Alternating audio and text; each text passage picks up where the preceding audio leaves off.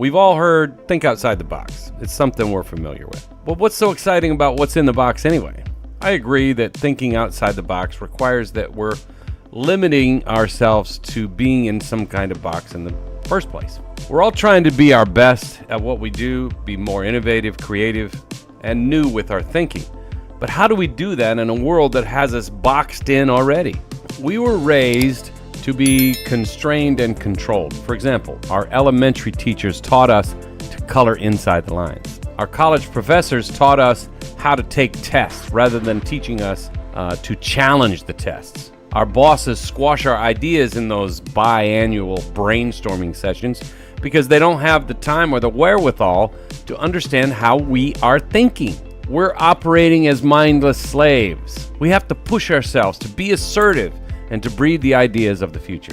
You all have heard of Dr. Seuss, and you may have heard of this book, Oh, the Places You'll Go. So this is what it says. You have brains in your head, you have feet in your shoes. You can steer yourself in any direction you choose. You're on your own, and you know what you know, and you are the one who will decide where to go. As we talk more about thinking outside the box, here are some things that you might think about considering. The first one is crush the box. Although the concept of the box is necessary to understand, the idea that you can move beyond it is much more important. So why not challenge the norm? Refold, redesign the box. Force yourself to avoid thoughts that hold you back and foster fear and failure. Think about this as having the freedom to refocus and find inspiration from your career and your future. The second thing we need to talk about is read more. If you're devoting your time to reading, you need to read more broadly. Move out of your industry. Look at what's on the horizon rather than looking at what's already in the marketplace. Reading outside your comfort zone will give you the impetus to develop new and abstract notions, which will lead you to great new horizons. Number 3, work backwards. Writing the first sentence of anything is the hardest thing to do. You have to figure out how to change the pattern of your thinking. Start at the end of the product and then move forward from there. And you might find that the solutions to the problem are easier. And finally, ask a kid for advice. When my kids were at home, they had wonderful ideas for me. The way I dress, the way I negotiate with them, the way I think about the world.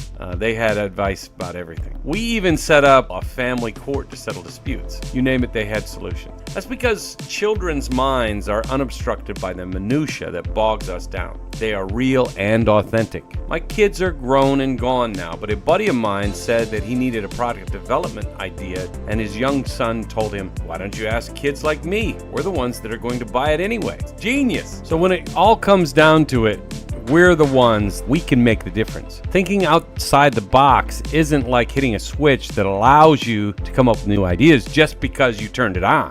It's really about the will and desire to think differently. And remember, that desire can result in progression and amazing things. By applying these ideas and principles, it's going to help you grow and develop beyond your imagination. Your limits are boundless. Thank you guys so much for being here. Appreciate it.